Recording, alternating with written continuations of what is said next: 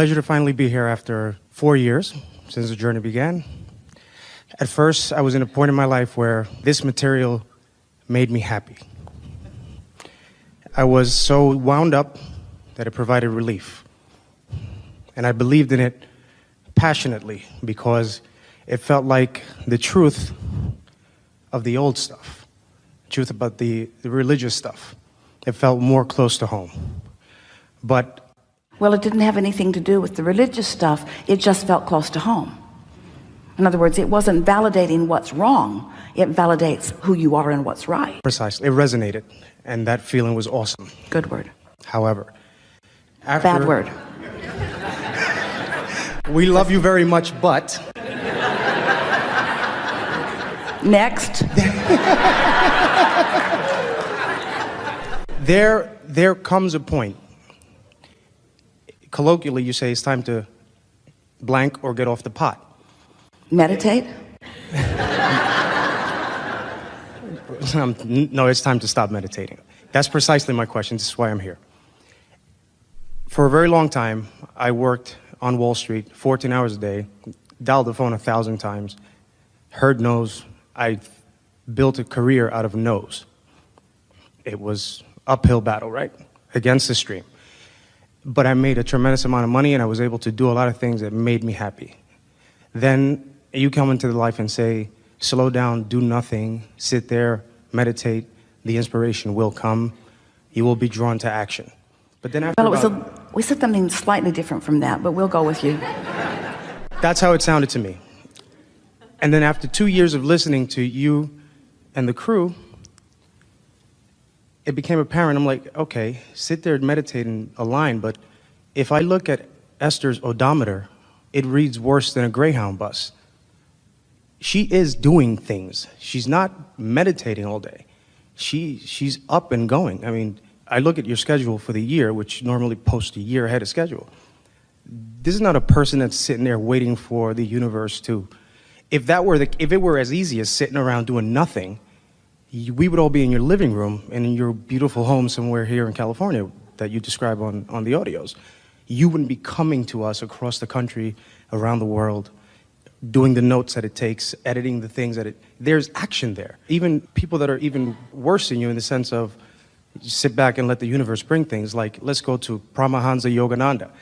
You could meditate in the Himalayas, but at some point you got to sit down, write a book, 500-600 pages, and sell it.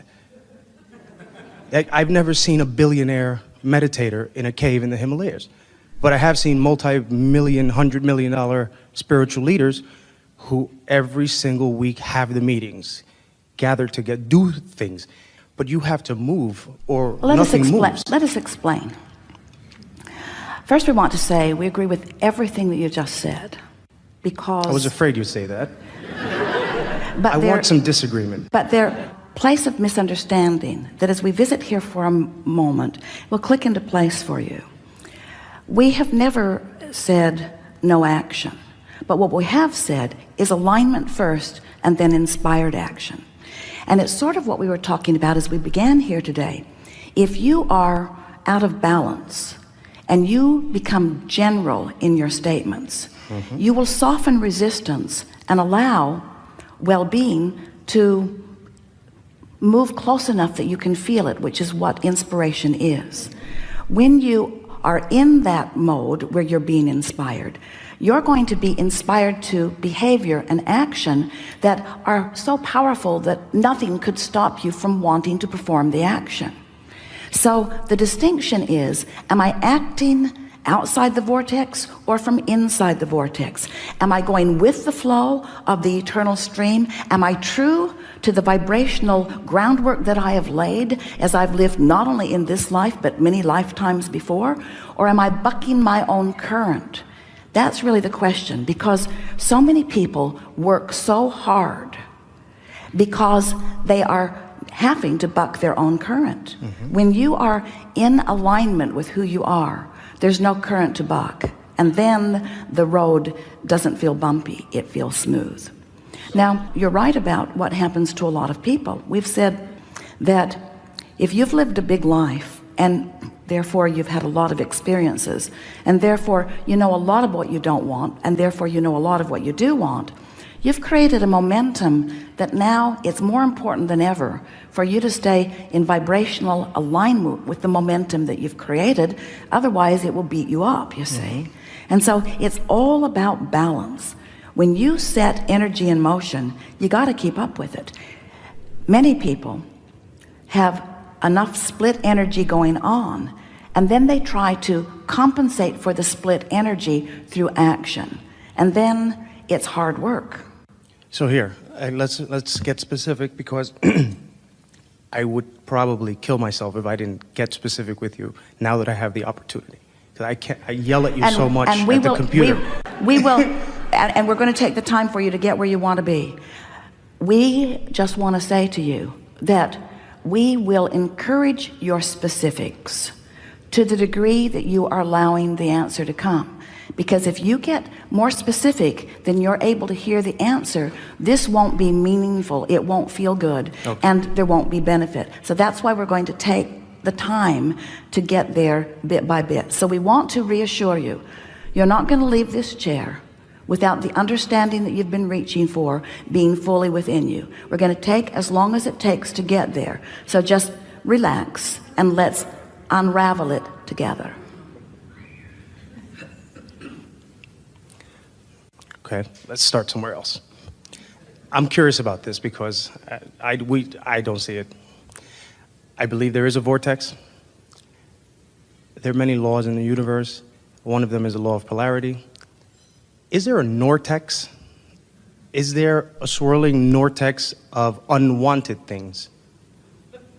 Yes. Also. Yes. Because yes. I've never heard someone say the truth about that. And well, it starts to feel like, yes, there's a wonderful, beautiful, whirling thing of everything that I want.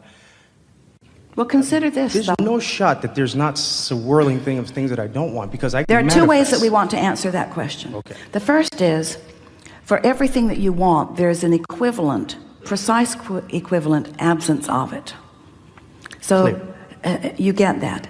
We also want to say to you that when you have created and identified and found resonance with the vortex, not being in alignment feels equally awful to the pleasure that the alignment with it feels. And that's why you interpret it as saying there must be some evil source, there must be some opposite source of good, because it feels so bad it must be big. But it's only as big as the absence of the good that you've carved out. It's essential that you understand that. Now, I understand if scientifically. However, I do. The most important, the piece that you're reaching for here, and this is the truth that you are reaching for. Every thought has the right and the power to exist, and law of attraction will respond equally to it. So if you conjure in whatever way a thought and keep it active within you, law of attraction will support that thought.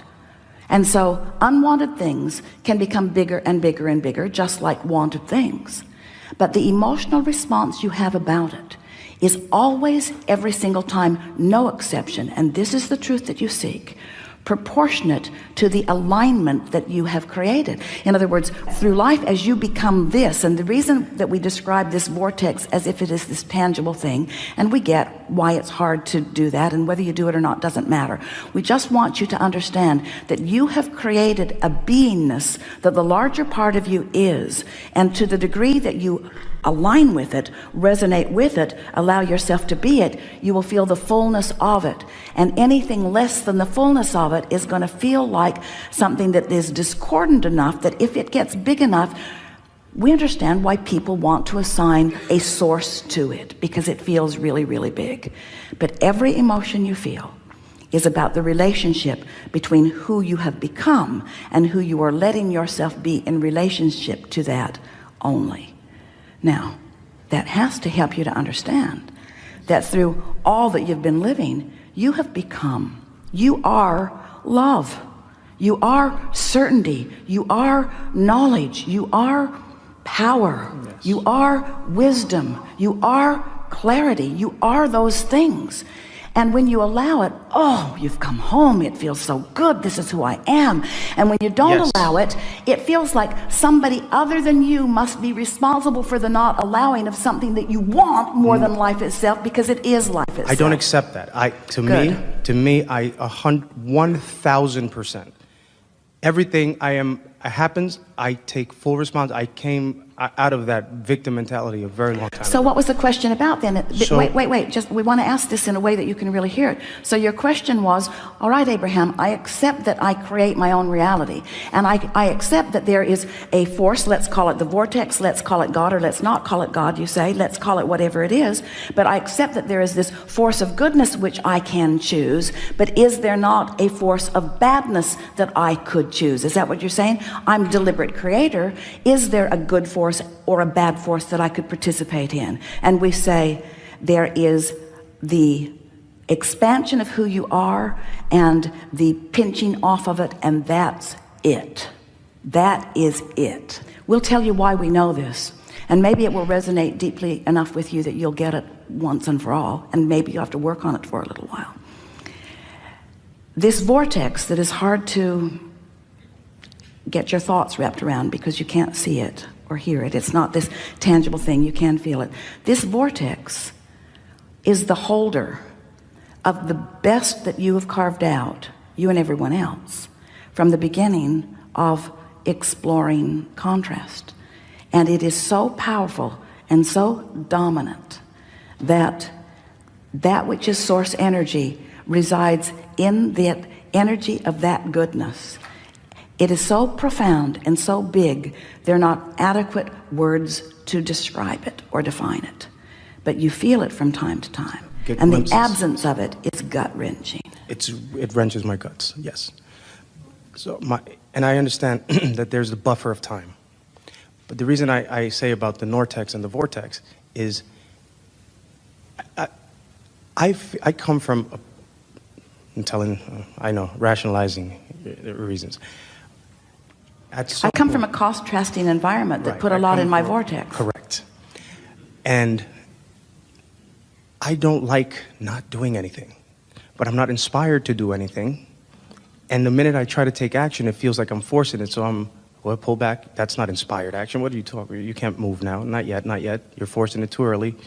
Okay, go now. Well, you're overthinking it, and there's nothing wrong with priming the pump. There's nothing wrong with a little action that sort of gets you into action.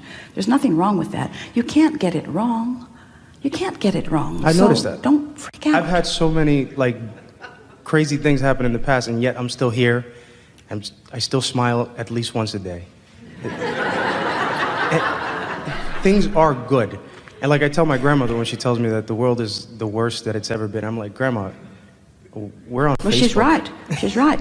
The world, I don't the know. world is the worst that it's ever been, and it's also the best that it's ever been, and you get to choose which part of it you play in. Okay, that's good.